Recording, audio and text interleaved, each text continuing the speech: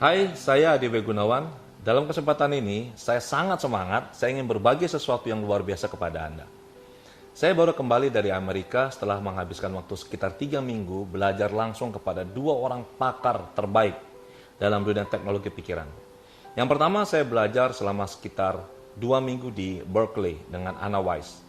Beliau adalah satu-satunya pakar mind mirror di dunia yang telah melakukan riset lebih dari 35 tahun. Dan saya sungguh beruntung karena saya adalah orang pertama dari Indonesia yang beliau ajarkan cara untuk bisa membantu seseorang mengembangkan kesadarannya dengan memperhatikan pola gelombang otak yang diukur melalui suatu alat khusus. Dan yang kedua adalah, dan ini juga sangat luar biasa, saya belajar ke Tom Silver di Camarillo. Tom Silver adalah salah satu pakar terbaik dalam bidang scientific EEG and clinical hypnotherapy. Jadi saya belajar dengan kedua pakar ini one on one secara privat, dan saya juga sangat senang karena saya adalah orang Indonesia pertama yang dididik secara khusus oleh Tom Silver, diberikan pemahaman yang sangat-sangat advance mengenai apa itu hipnosis dan hipnoterapi dan bagaimana kita menggunakan EEG, elektroencephalograph, yang didesain khusus untuk bisa mengukur kondisi seseorang, khususnya gelombang otaknya, untuk bisa melihat seberapa dalam dia masuk ke dalam kondisi trance atau hipnosis. Saat ini hipnosis dan hipnoterapi telah berkembang cukup pesat di Indonesia. Namun sayangnya ada banyak pandangan yang salah yang beredar di masyarakat. Pandangan salah yang pertama adalah bahwa hipnosis itu ada kaitannya dengan praktek supranatural atau menggunakan magic atau makhluk halus, kuasa kegelapan. Ini pandangan yang salah. Hipnosis tidak ada hubungannya sama sekali dengan kuasa kegelapan. Pemahaman yang tidak tepat ini seringkali itu kita dapatkan dari mana? Dari teman-teman yang tidak mengerti, kemudian dari media massa, dari pemberitaan yang tidak tepat mengenai hipnosis. Jadi saya beritahu Anda bahwa hipnosis tidak ada hubungannya dengan kekuatan supranatural. Pandangan salah yang kedua adalah bahwa hipnosis adalah salah satu bentuk penguasaan pikiran. Ini juga kurang tepat atau salah. Mengapa? Informasi ini dapatnya dari mana? Dari televisi. Atau Anda menonton pertunjukan stage hipnosis, di mana seakan-akan hipnotis itu bisa dengan semaunya memerintahkan seseorang melakukan apapun yang dia inginkan. Seperti yang Anda lihat di layar kaca. Itu tidak tepat. Jadi, hipnosis itu bukan bentuk penguasaan pikiran. Apabila subjek tidak bersedia di hipnosis atau tidak mau kerjasama, maka tidak akan bisa dihipnosis. Semua bentuk hipnosis adalah self-hipnosis. Jadi kalau subjek tidak mengizinkan, maka siapapun itu tidak akan bisa melakukan hipnosis terhadap subjek itu. Yang ketiga adalah ada yang mengatakan bahwa hipnosis itu sama dengan tidur. Ini juga tidak tepat. Subjek atau klien terlihat seakan-akan tidur, menutup mata, begitu rileks, tapi sebenarnya mereka berada dalam kondisi sadar sesadar-sadarnya. Bedanya adalah mereka begitu santai, begitu tenang pikirannya, sehingga kesannya seperti tidur. Jadi pandangan salah yang ketiga. Yang keempat adalah kalau orang sudah masuk ke dalam kondisi hipnosis, maka dia nggak bisa keluar dari kondisi itu. Ini juga pandangan yang salah. Jadi sebenarnya banyak pandangan yang salah yang berada di masyarakat ini justru merugikan masyarakat itu sendiri. Karena dengan ketakutan, pemahaman yang kurang tepat, mereka akhirnya tidak berani untuk menjalani suatu proses terapi berbasis hipnosis.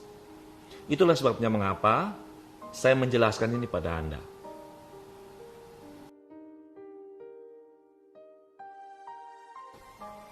Jadi apa sih sebenarnya hipnosis itu? Ada banyak definisi yang diberikan oleh orang, ada banyak definisi yang diberikan oleh para pakar. Banyak buku membahas mengenai ini. Saya akan mengutip satu definisi yang paling banyak digunakan sebagai acuan saat ini, yaitu definisi yang dikeluarkan oleh US Department of Education Human Services Division.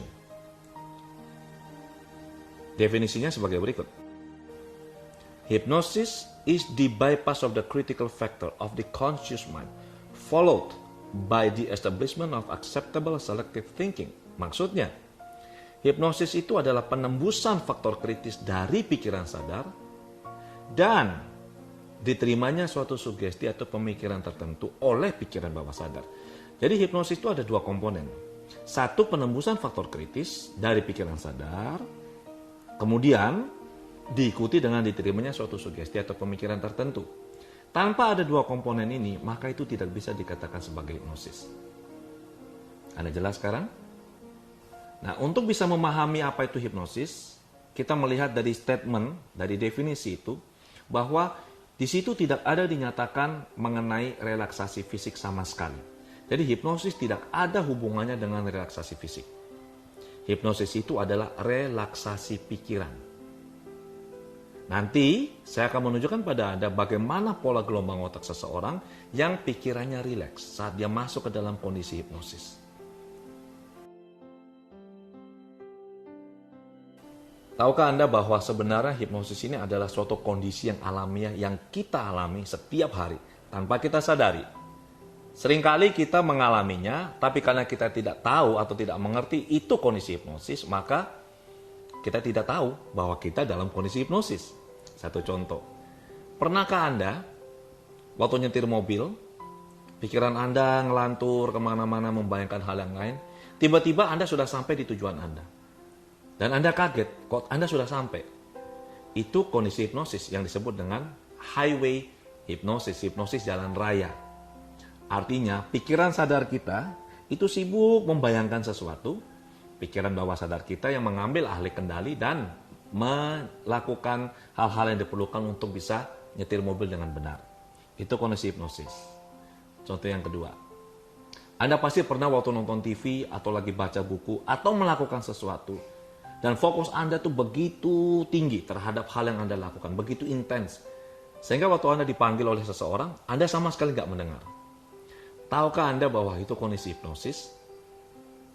Itu yang disebut dengan negative auditory hallucination. Ada suara, tapi Anda nggak dengar. Karena pikiran Anda begitu fokus. Atau Anda juga pernah mungkin pada saat mandi.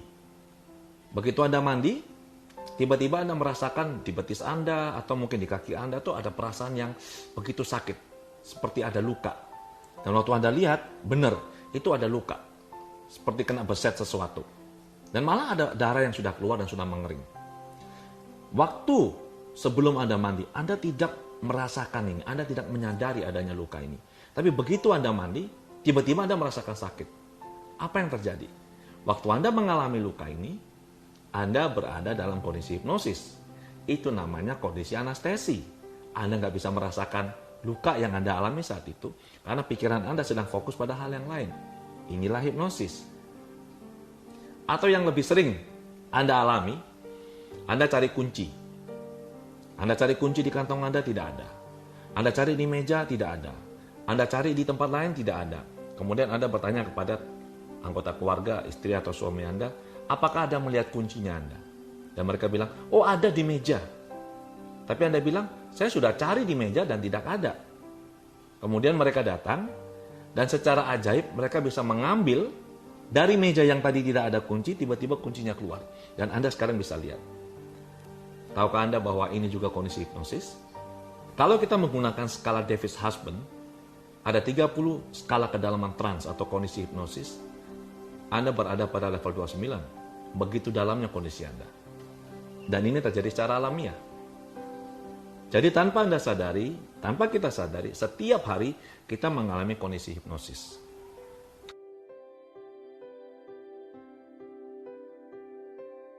Tadi saya telah menyampaikan kepada Anda definisi hipnosis menurut US Department of Education Human Services Division, yaitu penembusan faktor kritis dari pikiran sadar dan diterimanya suatu sugesti atau pemikiran tertentu oleh pikiran bawah sadar.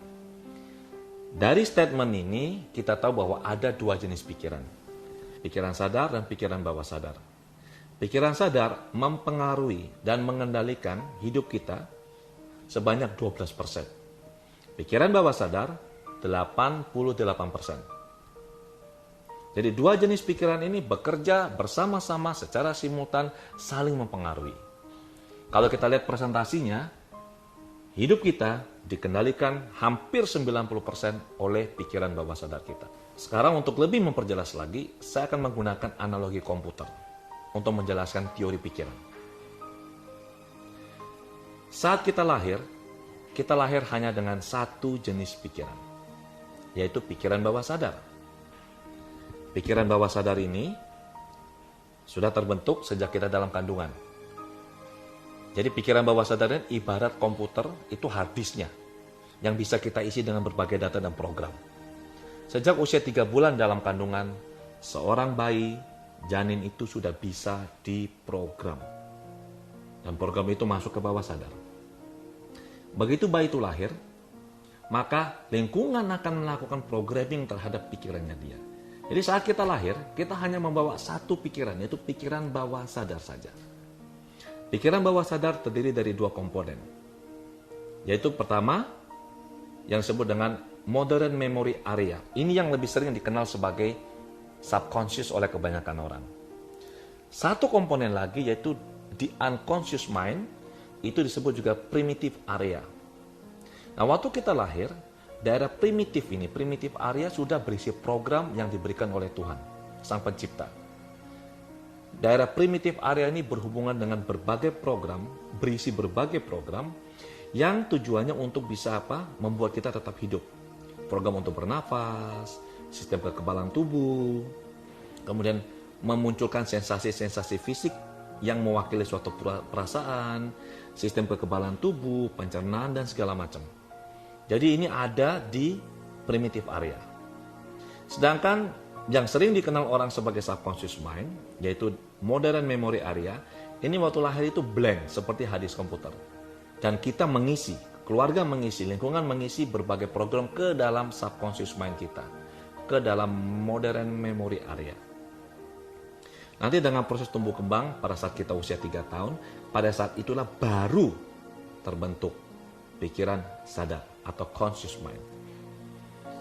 Conscious mind ini nanti semakin lama akan semakin tebal, semakin menguat, dan akan sangat tebal pada saat kita berusia kurang lebih 13 tahun. Itu sebabnya mengapa anak yang sudah berusia kurang lebih 13 tahun itu cukup sulit kalau kita beritahu. Untuk kita mengubah perilakunya, program pikirnya itu akan sangat sulit. Jadi sekarang Anda jelas bahwa kita punya 3 jenis pikiran. Pikiran sadar, pikiran bawah sadar, dan pikiran nirsadar. Pikiran nirsadar ini biasanya orang masukkan juga ke dalam pikiran bawah sadar. Saya akan jelaskan perbagian apa saja fungsi pikiran ini. Yang pertama, pikiran sadar. Pikiran sadar ada 5 fungsi. Yang pertama yaitu fungsi analytical, rasional, memori jangka pendek, willpower, dan faktor kritis atau critical factor. Pikiran bawah sadar pada lokasi yang disebut sebagai modern memory area itu gunanya untuk apa? Menyimpan belief dan value kita. Kemudian tempatnya habit atau kebiasaan, menghasilkan emosi, tempatnya emosi di situ. Tempatnya memori jangka panjang, kepribadian, intuisi, kreativitas, persepsi, punya kemampuan penyimpanan data yang tak terbatas, unlimited, dan sulit untuk dirubah datanya. Primitive area atau yang dikenal dengan unconscious mind, itu seperti tadi saya sudah jelaskan, itu untuk mengatur fungsi tubuh yang bersifat otonom, pencernaan, pernapasan, detak jantung, dan segala macam. Termasuk juga sistem kekebalan tubuh. Kemudian menghasilkan sensasi fisik yang berhubungan dengan emosi. Jadi kalau kita menangis, keluarnya air mata itu karena hasil kerja dari primitive area ini atau unconscious mind. Tetapi kita sedih, kita kecewa, kita marah, itu karena hasil dari subconscious mind. Nah, karena ada conscious mind dan subconscious mind, maka kita perlu menembus faktor kritis untuk bisa masuk ke pikiran bawah sadar atau subconscious. Itulah sebabnya kenapa dibutuhkan cara untuk bisa masuk ke subconscious, untuk bisa melakukan terapi dengan efektif.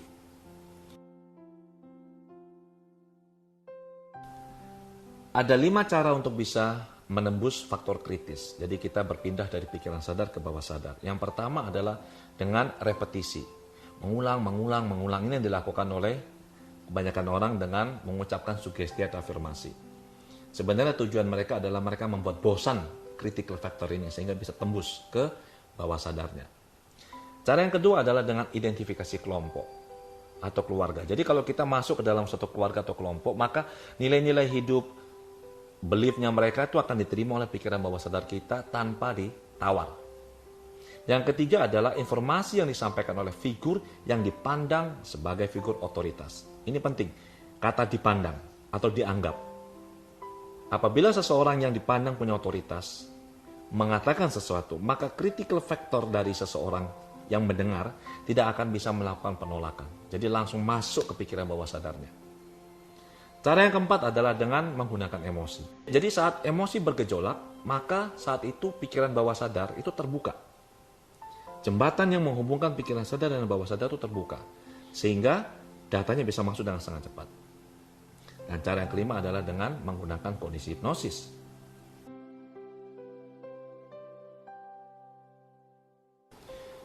Nah, hipnoterapi itu apa sih sebenarnya? Hipnoterapi itu adalah terapi yang dilakukan di dalam kondisi hipnosis atau dengan bantuan hipnosis. Tekniknya bisa macam-macam. Teknik apa saja yang digunakan atau diaplikasikan di dalam kondisi hipnosis, itulah hipnoterapi. Dan pada tahun 1955, British Medical Association telah menerima hipnoterapi sebagai alat terapeutik yang sah dan diakui. Tahun 1958, American Medical Association juga telah menerima hipnoterapi sebagai alat terapi yang sah. Dan tahun 1960, American Psychological Association juga melakukan hal yang sama, menerima hipnoterapi sebagai alat terapi yang sah. Jadi kalau Anda nanti melihat di website American Psychological Association, Anda bisa melihat bahwa clinical hypnosis itu masuk ke divisi yang ke-30. Jadi ada banyak divisi, jadi cabang-cabang dari ilmu psikologi. Hipnosis, clinical hypnosis atau hipnoterapi itu masuk di divisi yang ke-30.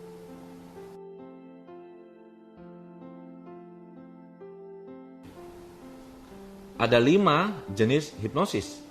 Yang pertama adalah stage hypnosis, yaitu hipnosis yang digunakan untuk pertunjukan atau hiburan. Ini yang paling sering kita lihat di televisi. Yang kedua adalah clinical hypnosis atau hipnoterapi, yaitu hipnosis yang diaplikasikan untuk melakukan terapi, membantu seseorang mengatasi masalah mental dan emosi. Yang ketiga adalah anodyne awareness atau dikenal juga hypnoanesthesia, yaitu hipnosis yang digunakan untuk mengatasi rasa sakit, pain management. Itu bisa untuk operasi, bisa untuk dokter gigi. Aplikasinya sangat luas di dunia medis. Yang keempat adalah forensic hypnosis, yaitu hipnosis yang digunakan untuk menggali data dari pikiran bawah sadar seseorang. Ini lebih banyak digunakan dalam konteks kriminal. Jadi kalau ada suatu kejadian di mana saksi mata tidak jelas, mungkin karena trauma sehingga lupa, mengalami amnesia, maka seorang forensik hipnotis ini akan bisa menggali data dari pikiran bawah sadar korban atau saksi mata itu. Dan yang kelima adalah eksperimental hipnosis. Nah, hipnosis yang digunakan, yang diaplikasikan untuk melakukan apa? Eksperimen yang berhubungan dengan pikiran dan fenomena-fenomena yang bisa dihasilkan oleh pikiran. Jadi ada 5 fungsi, 5 jenis. Seorang stage hipnotis atau yang Anda sering lihat di panggung itu belum tentu seorang hipnoterapis. Ibaratnya stage hipnotis itu S1-nya, hipnoterapis itu S2-nya. Seorang stage hipnotis itu belum tentu seorang hipnoterapis. Karena skala atau kedalaman ilmu yang dipelajari itu berbeda. Seorang hipnoterapis, dia pasti seorang stage hipnotis. Dia punya kemampuan melakukan itu, tapi mereka biasanya memilih tidak melakukannya. Mereka lebih memilih untuk fokus kepada terapinya, tidak untuk pertunjukannya. Tetapi mereka punya pemahaman yang jauh lebih dalam daripada seorang stage hipnotis.